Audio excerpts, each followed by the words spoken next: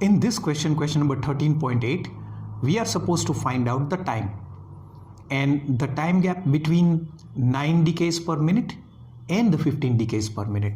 But see, I know most of the students, they don't understand this problem, right? So we have to first of all understand and approach the meaning of the question. So suppose this is a person over here, and this person's body, we know that carbon is an integral component of our human body. But there are three types of carbon atom: carbon 12, carbon 13 and carbon 14, out of which carbon 14 is radioactive. So there are crores of atoms inside our body, and there are millions of carbon atoms inside our body. So there are many carbon atoms which are C14 inside our human body. So our body itself is made up of radioactive carbon 14 atoms. Now those carbon 14 atoms, suppose here, is going to radiate alpha or beta particle. Alright. So what is going to happen over a period of time? These carbon atoms inside our body will decrease, because since they are disintegrating, the number of carbon atoms will decrease. But since on the other hand, we are eating the food which contains carbon atoms, so that food adds up the new carbon 14 atoms inside our body. So the amount of carbon 14 atoms inside a human body is maintained. Due to the disintegration, carbon 14 decreases, but when we eat food, the carbon 14 level again is maintained.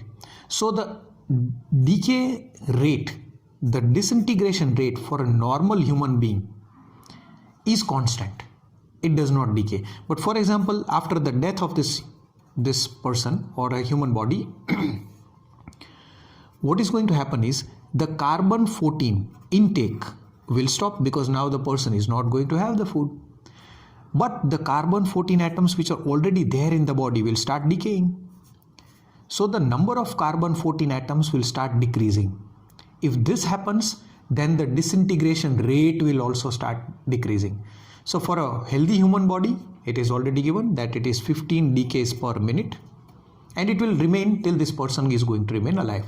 Once this person is dead, from that day onwards, the carbon 14 atoms will decrease and the disintegration rate will also decrease. So suppose after many years, the disintegration rate becomes 9 decays per minute. So on one fine day, the person is dead. From that day, the activity this decreases to activity this. Now we know what is to be done. We need to apply the radioactive disintegration law. Okay, so this is how we are going to do it. N is equal to N0 e raised to lambda t, but I suggest my viewers not to use this because it is quite complicated. Instead, what you can use is this formula, and its derivation is given in the video, and the video link is given in the description. Please check out that. Now if I multiply both sides by lambda lambda and minus minus, this becomes the activity at time t, and this becomes the activity at time is equal to 0.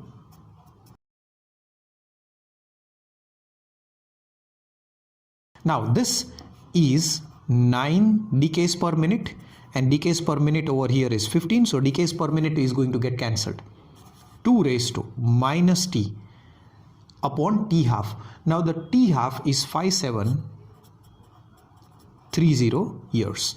So this goes over here, so 9 by 15, that is equal to 2 raised to minus t upon 5730.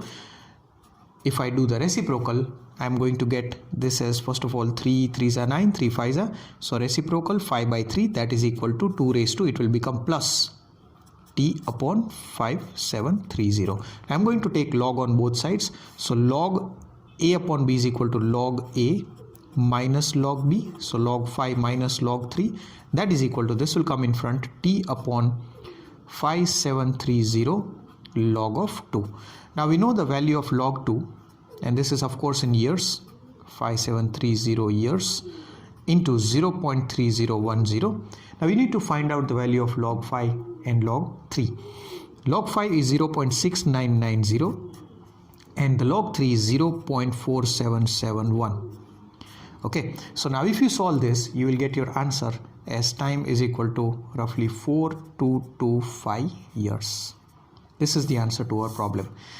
You need to understand this part very well. Okay, So suppose on time is equal to 0, this person dies. At that time the activity was this. Then the food intake has stopped.